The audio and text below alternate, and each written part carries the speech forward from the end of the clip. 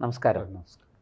നമ്മൾ കഴിഞ്ഞ ഒരു എപ്പിസോഡിൽ ശ്രീരാമകൃഷ്ണദേവനും സ്വാമി വിവേകാനന്ദനും ബംഗാളിലും കേരളത്തിലും ഭാരതത്തിലും ഒക്കെ ചെലുത്തിയ സ്വാധീനത്തെക്കുറിച്ച് സംസാരിച്ചു.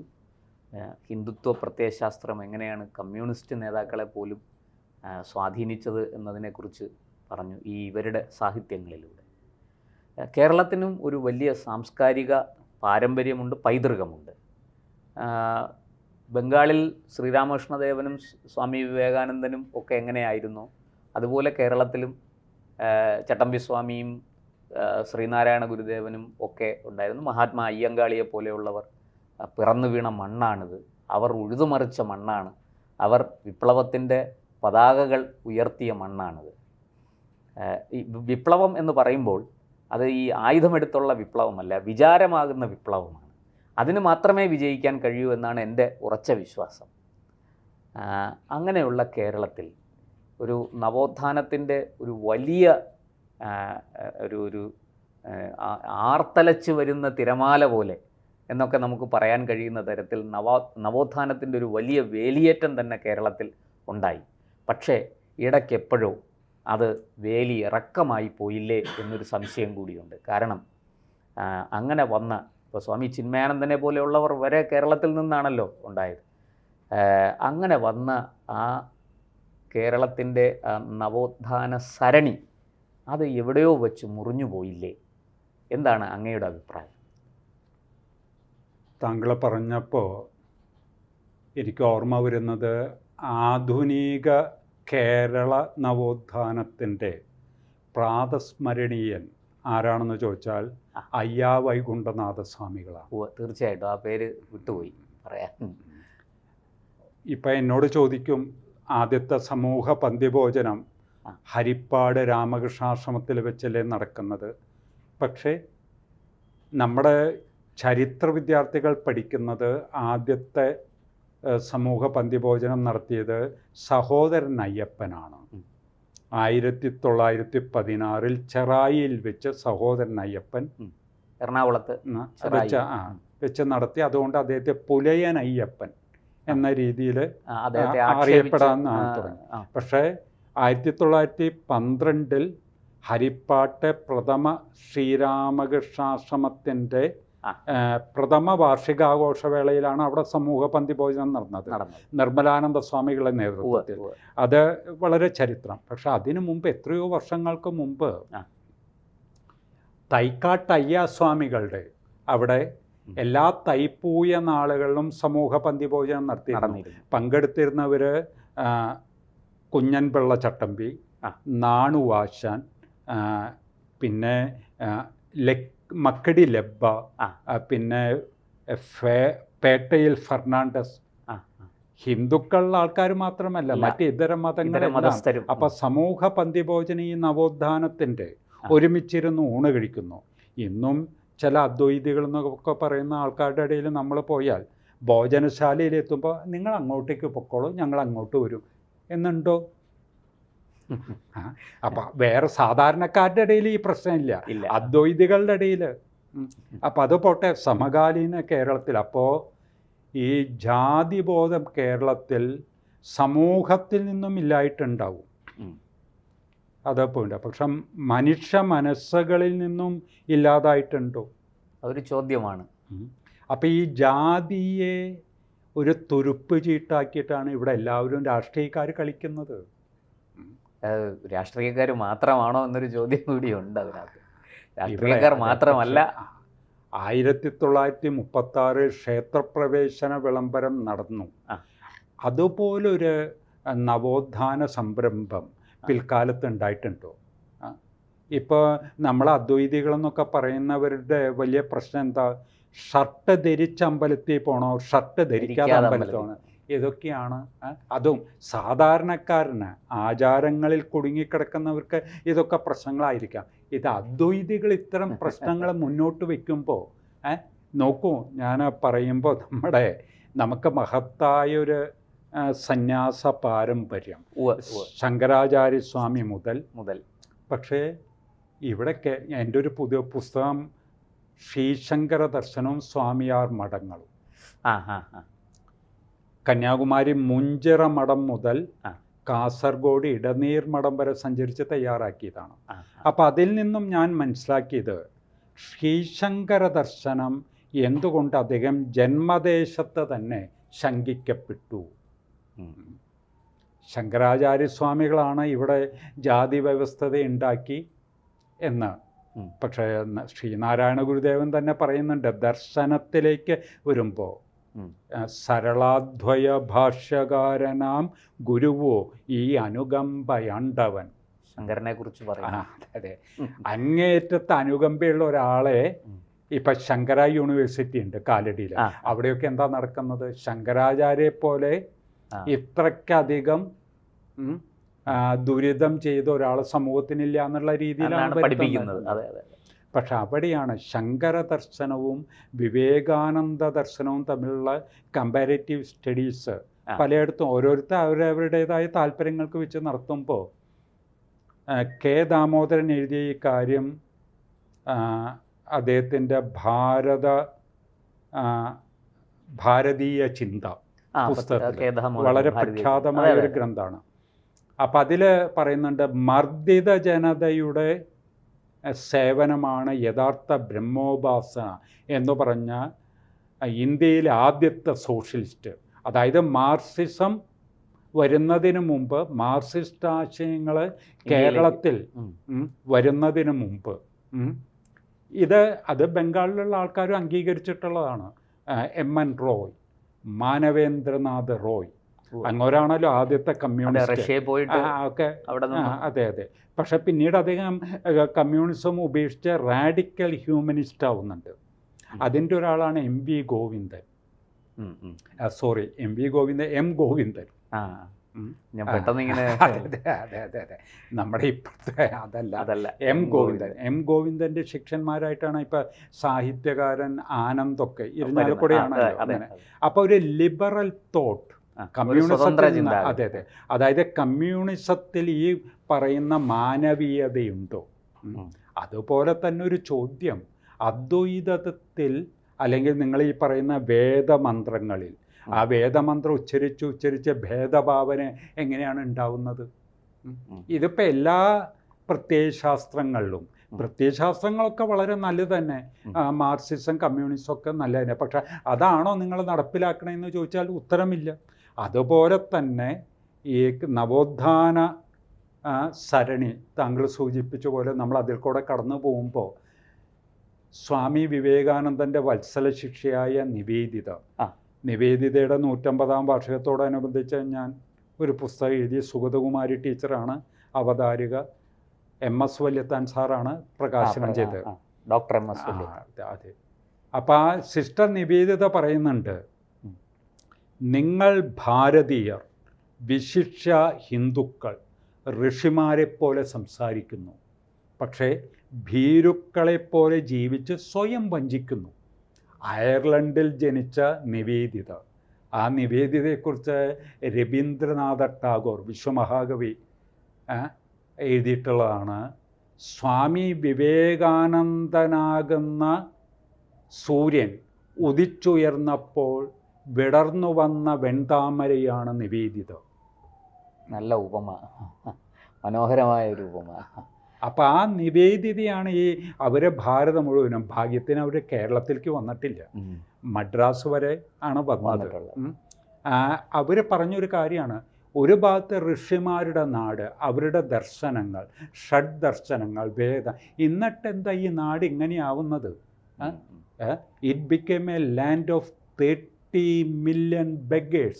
റോബർട്ട് ക്ലൈവ് പറഞ്ഞതാണ്, ഈസ്റ്റ് ഇന്ത്യ കമ്പനിയുടെ. അപ്പം ഇത് രണ്ട് എക്സ്ട്രീംസ്. അതുകൊണ്ടാണ് ഈ വൈരുദ്ധ്യാത്മിക ഭൗതികവാദം എന്നൊക്കെ പറയുമ്പോൾ അത് എന്തുകൊണ്ടാണ് ബംഗാളിലും കേരളത്തിലൊക്കെ ഇത്ര സ്വാധീനം ചെലുത്താൻ കാര്യം? ഇങ്ങനത്തെ ഒരു ചിന്ത, സംഗതി ശരിയാണ്, വേദാന്തം എല്ലാം മഹത്തായ ദർശനം.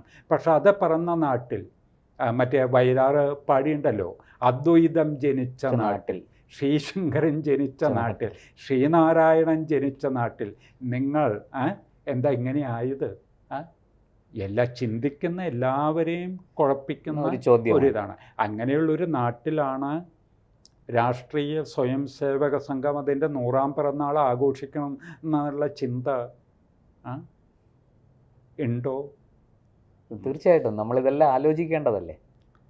ഇതിപ്പോൾ സ്വാമി വിവേകാനന്ദൻ്റെ 150ാം ജന്മം ദിനം ഒരു വർഷം നീണ്ടുനിന്ന ആഘോഷം വളരെ രസകരമാണ്. പ്രണബ് മുഖർജി ധനകാര്യമന്ത്രിയായപ്പോൾ ബേലൂർ മഠത്തിന് 100 കോടി രൂപ കൊടുത്തിരുന്നു. ഇവിടെ ഉമ്മൻചാണ്ടി ഗവൺമെൻറ് ആയിരുന്നു, 1.5 കോടി കൊടുത്തിരുന്നു. ഇതൊക്കെ എവിടെ പോയി? അത് പോട്ടെ. അതെ, നമ്മൾ അന്ന് 150ാം വാർഷികം ആഘോഷിക്കുമ്പോൾ ഞാൻ വിവേകാനന്ദ സ്വാമികളുടെ ആശയങ്ങളുടെ ഉത്തമ പ്രതിനിധി എന്നൊക്കെ പറയുന്ന ഒരാളെ പോയി കണ്ടിട്ട് ഒരു ഇൻ്റർവ്യൂവിന്, ദൂരദർശന് വേണ്ടിയുള്ള ഒരു ഇൻ്റർവ്യൂവിന് ഞാൻ ചോദിച്ചു, സ്വാമി വിവേകാനന്ദൻ പറയുന്നത് കുടിൽ മുതൽ കൊട്ടാരം വരെ വേദാന്തം ആശയങ്ങളെ പ്രചരിക്കണം, ഉപനിഷത്ത് ആശയങ്ങളെ പ്രചരിക്കണം, അതിനു വേണ്ടി എന്താണ് ചെയ്യുന്നത്? അപ്പം അദ്ദേഹം മൗനം പാലിച്ചു, ഒരു അർത്ഥഗർഭമായ മൗനം പാലിച്ചു. വീണ്ടും ചോദിച്ചപ്പോൾ അദ്ദേഹം പറഞ്ഞു, അതിന് നിങ്ങൾക്കറിയാലോ, നമ്മുടെ സംഘടനയിൽ സാമ്പാറിൽ ഉപ്പിടുന്നത് പോലെ ആയിരിക്കണം വേദാന്തം. ഉപ്പ് കൂടിയാൽ സാമ്പാർ അല്ലാതായി പോയിരിക്കും. അപ്പം ഇവിടെ വാസ്തവത്തിൽ എന്താണ് ഇതിൽ പതിയിരിക്കുന്ന അപകടം എന്താണെന്ന് വെച്ചാൽ, വേദാന്ത ആശയങ്ങൾ പ്രചരിച്ചാൽ, വേദാന്തം പഠിക്കാൻ തുടങ്ങിയാൽ സ്വതന്ത്ര ചിന്ത വളരും. അപ്പോൾ അനുശാസനാബദ്ധരായ അനുയായികളെ കിട്ടുമോ? പിന്നെ അതൊരു പ്രശ്നമാണ്. ഇതെവിടെ ഇപ്പോൾ കുമാരനാശാൻ വിവേകോദയത്തിൽ എഴുതി, വിവേകാനന്ദാദി യതീന്ദ്രന്മാരെയും രവീന്ദ്രാദി കവീന്ദ്രന്മാരെയും ആത്മാവിൽ ആവാഹിച്ചാണ് ഞാൻ വംഗദേശത്ത് നിന്നും മലയാള മണ്ണിലെത്തിയത്. അവിടെ പഠിക്കാൻ പോയിട്ട് തിരിച്ചു വന്നു. ഒന്ന് ആലോചിച്ച് നോക്കണം. അദ്ദേഹം വിവേകോദയം മാസിക തുടങ്ങി.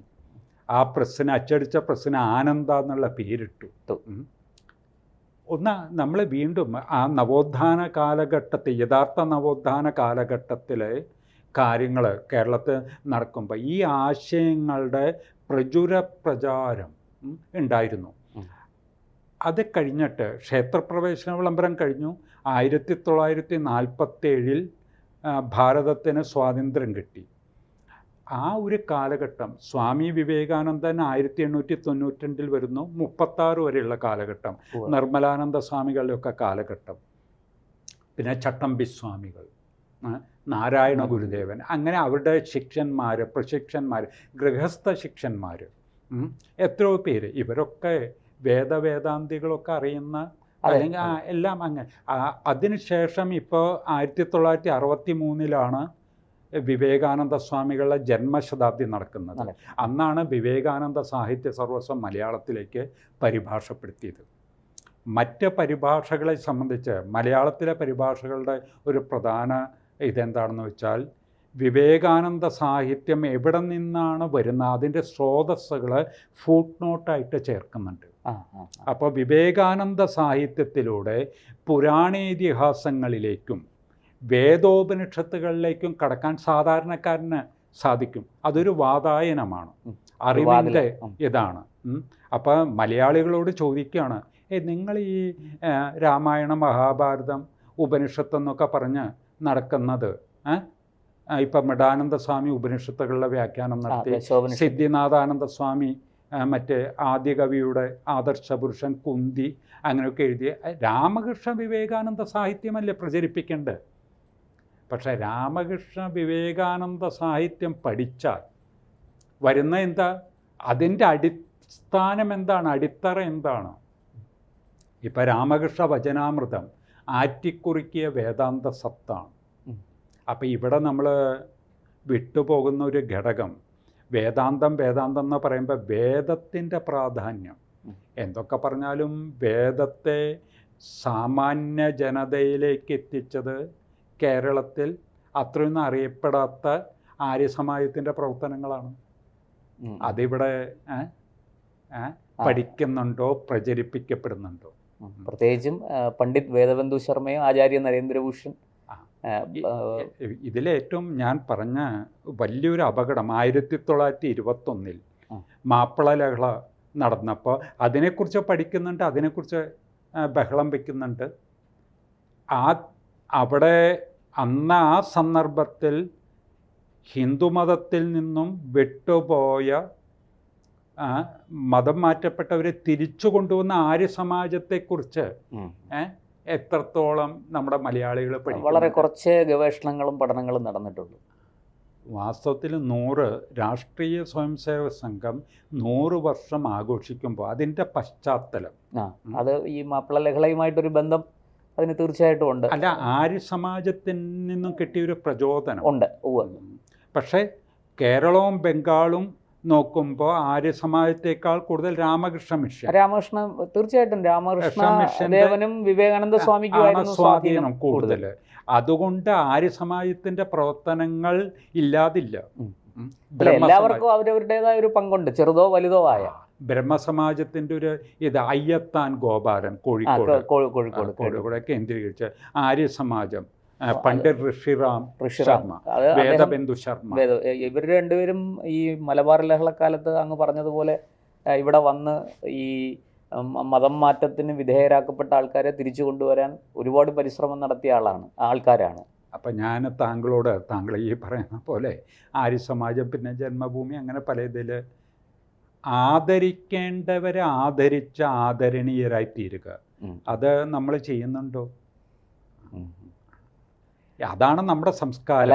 അത് മലയാളിയുടെ ഒരു മൂടുപടമിട്ട സ്വഭാവമാണ് പൊതുവെ. ഞാൻ ഈ പരാമർശിക്കുന്ന ചില പേരുകളൊക്കെ പലർക്കും ഇവരൊക്കെ ആര്, എന്ത് കാര്യം, ഇവർക്കൊന്നും വേണ്ട ആദരവോ അംഗീകാരവും നമ്മൾ കൊടുത്തിട്ടില്ല. ഒരു സ്വാമി വിവേകാനന്ദൻ, ശരി, വിവേകാനന്ദനിലൂടെ രാമകൃഷ്ണ പരമഹംസരിലേക്കാണ് പോകേണ്ടത്. അതാണോ ഇവിടെ കേരളത്തിൽ സംഭവിച്ചത്? ഇപ്പം ഇവിടെ രാഷ്ട്രീയ സ്വയംസേവക സംഘത്തിൻ്റെ 100ാം വാർഷികം ആഘോഷിക്കുമ്പോൾ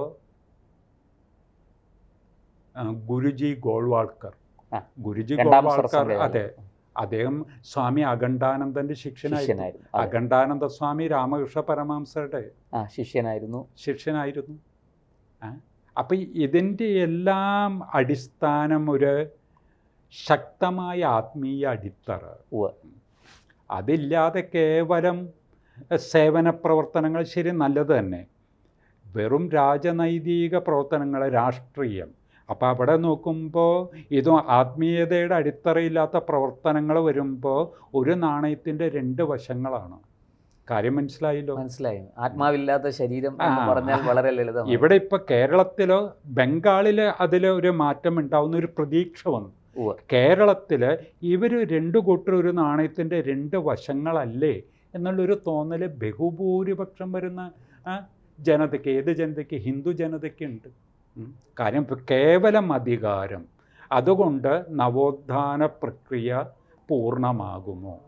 ഒരിക്കലും അങ്ങനെ സംഭവിക്കില്ല. ആധ്യാത്മികമായ ഒരു മാറ്റം വരാതെ, ആത്മീയതയുടെ അടിസ്ഥാനത്തിൽ അങ്ങനെ വരാതെ നവോത്ഥാനത്തിനൊരു പൂർണ്ണത ഉണ്ടാവും എന്ന് കരുതാൻ കഴിയില്ല. അങ്ങനെ ഉണ്ടെങ്കിൽ പിന്നെ ചട്ടമ്പിസ്വാമിയും ഗുരുദേവനും സ്വാമി വിവേകാനന്ദനും ശ്രീരാമകൃഷ്ണദേവനും ദയാനന്ദ സരസ്വതിയും ഒക്കെ തെറ്റാണെന്ന് പറയേണ്ടി വരും നമുക്ക്. ഇവിടെ സ്വാമി വിവേകാനന്ദൻ്റെ വചനം നോക്കൂ, ഭാരതത്തിൽ കേവലം ഭൗതികതയുടെ പൂഴിമണ്ണിൽ പടുത്തുയർത്തപ്പെട്ട മണിമന്ദിരങ്ങൾ തകർന്ന് തരിപ്പണമാകും. അതാണ് ഭാരതം. അതെ. അപ്പോൾ ആത്മീയതയുടെ അടിത്തറയിൽ, അപ്പോൾ നമ്മൾ വർഷങ്ങൾ ആഘോഷിക്കുന്നു, ചില വ്യക്തികളെ പൂജിക്കുന്നു, ഒക്കെ ആദർശത്തിൻ്റെ പേരും പറഞ്ഞിട്ടാണ് നടക്കുന്നത്. അപ്പോൾ നമ്മുടെ നാടിൻ്റെ ഭാവി, അതായത് മലയാള രാജ്യത്തിൻ്റെ, ബംഗാളും കേരളം എന്ന് പറയുമ്പോൾ കേരളത്തിൻ്റെ ഭാവി ഭാസുരമാണോ ശോഭനമാണോ എന്ന് ചോദിച്ചാൽ, അതേ ആ ചോദ്യത്തിന് വേറൊരു അർത്ഥമുണ്ട്. ഇത് ദൈവത്തിൻ്റെ സ്വന്തം നാടാണോ? സ്വാമി വിവേകാനന്ദൻ, അദ്ദേഹം ബംഗാളിൽ ജനിച്ചു. കഴിഞ്ഞ ഭാരതം, രാമകൃഷ്ണ പരമഹംസരുടെ സമാധിക്ക് ശേഷം ഭാരതം മുഴുവനും സഞ്ചരിച്ച് കേരളത്തിൽ വന്നു. അതിനുശേഷം കന്യാകുമാരിയിലെത്തി. അവിടെ നിന്നാണ് കടൽ കടന്ന് ചിക്കാഗോയിൽ പോയി പിന്നെ ലോകം മുഴുവനും സഞ്ചരിച്ചു. പിന്നെ അദ്ദേഹം തിരിച്ചു വന്ന അൽമോറ ടു ലാഹോർ, കൊളംബോ മുതൽ അൽമോറ വരെ പ്രഭാഷണ ഇത്. അത് ആ പ്രഭാഷണ പരമ്പരയ്ക്കിടയിൽ ചെന്നൈയിലെ ട്രിപ്ലിക്കെയിൻ സൊസൈറ്റിയിൽ 1897 സെപ്റ്റംബറിൽ നടന്ന പ്രഭാഷണത്തിലാണ് പറയുന്നത്, Malabar is a lunatic asylum. ഓ, അത് ശരി. ലോകം മുഴുവനും സഞ്ചരിച്ചതിന് ശേഷമാണ് അദ്ദേഹം പറയുന്നത്. എന്തുകൊണ്ട് അദ്ദേഹം പറയും? ഇപ്പോൾ ചിലർ രാത്രി 11-11:30 വിളിച്ചിട്ട് സാർ ഉറങ്ങുകയാണോ വിളിച്ച, അല്ല നിങ്ങളുടെ വിവേകാനന്ദൻ കേരളം ഭ്രാന്താലയാണെന്ന് പറഞ്ഞ് ശരിയാണോ എന്ന് ചോദിക്കുന്നുണ്ട്. ഇപ്പം നമ്മൾ ചർച്ച ചെയ്യേണ്ടത്, പ്രത്യേകിച്ച് ഈ വൻ ആഘോഷങ്ങളൊക്കെ ചെയ്യുമ്പോൾ താങ്കൾ ഈ സൂചിപ്പിച്ച പോലെ കേരളം ഭ്രാന്താലയമായിരുന്നത് 36-ലെ തീർത്ഥാലയമായിരുന്ന ഗാന്ധിജി തന്നെയാണ് പറഞ്ഞത് തിരുവിതാംകൂറിൽ വന്നത്. പിന്നീട് നടന്നത് എന്താണ്? എല്ലാവരും അവകാശപ്പെടുന്ന എന്താ, ഞങ്ങളാണ് ഈ നവനവോത്ഥാനം എന്ന് പറഞ്ഞിട്ട് എന്തെല്ലാം പരിപാടികളാണ്. ഇത് ഒരു കാര്യം, എൻ്റെ സ്ഥലം ഇരിഞ്ഞാലക്കുട, അവിടെ കിഴുത്താണി എന്ന് പറയുന്ന സ്ഥലത്താണ് ഞാൻ ജനിച്ചത്. അവിടെയാണ് തരണനെല്ലൂർ മന, നെടുമ്പള്ളി തരണനെല്ലൂർ മന, ഇവിടെ പത്മനാഭസ്വാമി ക്ഷേത്രത്തിൻ്റെ തന്ത്രം തൊട്ടടുത്താണ്, കിഴുത്താണിയുടെ തൊട്ടടുത്താണ് താണിശ്ശേരി. താണിശ്ശേരി ലഹള കേട്ടിട്ടുണ്ടോ? അത് കേട്ടിട്ടുണ്ട്, പക്ഷെ എന്താണെന്നൊരു അത് പറയാൻ കുറേ സമയം, നമുക്ക് വേറൊരു അവസരത്തിൽ അത് പറയാം. ഈ താണിശ്ശേരി ലഹള നായന്മാരും ഈഴവരും തമ്മിലുള്ള അടിയാണ്. അതിന് നേതൃത്വം കൊടുത്ത ആള് വേലായുധൻ. പിന്നീട് അദ്ദേഹം ബോധാനന്ദ സ്വാമികളാവുന്നുണ്ട്. നാരായണ ഗുരുദേവന്റെ ശിഷ്യൻ, ശിവഗിരിയുടെ പ്രഥമ. ഈ ലഹള നടത്തി അതിന് നേതൃത്വം കൊടുത്ത, അത് കേസും കൂട്ടും ഒക്കെ ആയിപ്പോൾ നാരായണ ഗുരുദേവൻ വേലായുധനെ വിളിച്ചു ചോദിക്കുന്നുണ്ട്, വിക്ഷോഭകരങ്ങളായ പ്രക്ഷോഭങ്ങൾ ഒരു വേദാന്തിയുടെ മാർഗമാണോ? താങ്കൾ നേരത്തെ സൂചിപ്പിച്ച ഒരു കാര്യം, ഈ വിപ്ലവം എന്ന് പറഞ്ഞാൽ അക്രമാസക്തമായ വലിയ ആഹ്വാനങ്ങൾ നൽകുക, പ്രവർത്തിക്കുന്നില്ല. അതാണ് നേതാക്കന്മാരെ ആഹ്വാനം നൽകിയിട്ട് ഒരൊറ്റ പോക്ക് പോകും. അനുയായികൾ അനുശാസനാബദ്ധരായ അനുയായികളെ ബഹളം വയ്ക്കും, വിപ്ലവത്തിൻ്റെ പേരിൽ കാണിക്കും. ഇതൊക്കെ വരെ നടത്തും. ഇങ്ങനെയൊക്കെയാണോ നവോത്ഥാനം ഉണ്ടായത്? അല്ല, ഇത് പഠിക്കുകയും പഠിച്ചതിൽ നിന്നും. സ്വാമിയുടെ ചോദ്യമാണ് വേലായുധനിൽ ബോധം ഉണ്ടാക്കിയത്, അങ്ങനെയാണ് അദ്ദേഹം ബോധാനന്ദ. നമുക്ക് ഈ വിഷയം, പ്രത്യേകിച്ചും താണിശ്ശേരി ലഹള, നവനവോത്ഥാന സംരംഭം എന്ന് പറഞ്ഞിട്ട് അത് വെള്ളാപ്പള്ളി നടേശൻ്റെ നേതൃത്വത്തിൽ ആഘോഷിച്ചു. എങ്ങനെയാണ്? താണിശ്ശേരിയിൽ വെച്ച് ഈഴവന്മാർ നായന്മാരെ തല്ലിയെന്ന് പറയുന്ന വടി കണ്ടെടുത്തിട്ട് ആ വടികൾ പിടിച്ചു, 100 കൊല്ലം മുമ്പ് നടന്ന കാര്യമാണ്. ആ വടിയും പിടിച്ച് താണിശ്ശേരിയിൽ നിന്ന് കിഴുത്തയാണിയിലേക്ക് വന്നു. അത്രേ. ഒന്ന് നോക്കണം നമ്മൾ എവിടെ എത്തിയിരിക്കുന്നു. ജാതിബോധം ഇല്ലാതായിട്ടുണ്ടോ? മതബോധം ഇല്ലാതായിട്ടുണ്ടോ?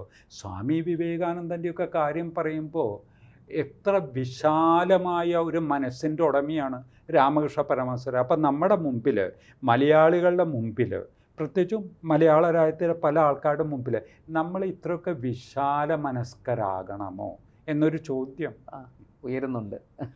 ഹിന്ദുക്കൾ വെള്ളംകോരികളും വിറകുവെട്ടികളുമായിത്തീരുന്നു, നമ്മൾ വിശാല മനസ്കരായതുകൊണ്ടല്ലേ എന്നുള്ളൊരു ചോദ്യമാണ് വരുന്നത്. നമ്മുടെ അധപ്പതനത്തിന് കാരണം എന്ത്? യഥാർത്ഥ കാരണം man is the maker of his destiny. മനുഷ്യൻ അവൻ്റെ ഭാവി നിർണ്ണയിക്കുന്ന അവനവൻ തന്നെ എന്നാണ് വിവേകാനന്ദ സ്വാമി പറഞ്ഞത്. അതുകൊണ്ടാണ് വയലാറടക്കം ശാരികേ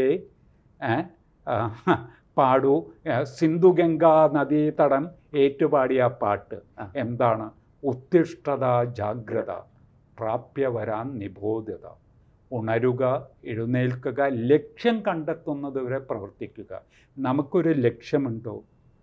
നവോത്ഥാന കാലഘട്ടത്തിൽ, യഥാർത്ഥ നവോത്ഥാന കാലഘട്ടത്തിൽ എൻ്റെ കാഴ്ചപ്പാടിൽ 1892 സ്വാമി വിവേകാനന്ദൻ വന്നു.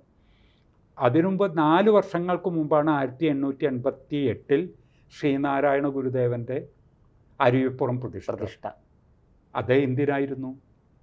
ആരാധനാ സ്വാതന്ത്ര്യം, വിശ്വാസ സ്വാതന്ത്ര്യം, അതല്ലേ 36-ൽ ക്ഷേത്രപ്രവേശന വിളംബരം നടന്നു ഇവിടെ തിരുവിതാംകൂറിൽ. കൊച്ചിയിൽ 1947-ലാണ് നടന്നത് സ്വാതന്ത്ര്യത്തോട്. ആ കാലഘട്ടം അത് കഴിഞ്ഞാൽ എന്തുണ്ടായി? താങ്കൾ പറഞ്ഞ പോലെ നവോത്ഥാന ഹൈജാക്ക് ചെയ്യപ്പെട്ടു. കേവലം ഭൗതികമായി നമ്മുടെ ലക്ഷ്യം, ആ ഭൗതിക നേട്ടങ്ങൾക്ക് വേണ്ടി എന്ത് മാർഗവും സ്വീകരിക്കാം. അതിൽ ജാതി മതമോ പാർട്ടി ഭേദവും ഇല്ല. അതല്ലേ ഇപ്പോൾ തെരഞ്ഞെടുപ്പുകളൊക്കെ നടക്കുമ്പോൾ അതിൻ്റെ കണക്കെടുപ്പുകളും അതും ഇതൊക്കെ നോക്കുമ്പോൾ എന്തായിരുന്നു ഇവരുടെ ലക്ഷ്യം? ബംഗാളിലെ ആൾക്കാർക്ക് അവർക്കൊരു ലക്ഷ്യമുണ്ടായിരുന്നു. കേരളത്തിൽ അങ്ങനെ ഒരു ലക്ഷ്യമുണ്ടായിരുന്നോ? ധനാർജനം ഉണ്ടായിരുന്നിരിക്കാം. അതിപ്പോൾ ഏതെങ്കിലും സംഘടനയിൽ പ്രവർത്തിക്കുന്ന ഒരാൾക്ക് പറയാൻ പറ്റില്ല നിങ്ങളിതുകൊണ്ട്.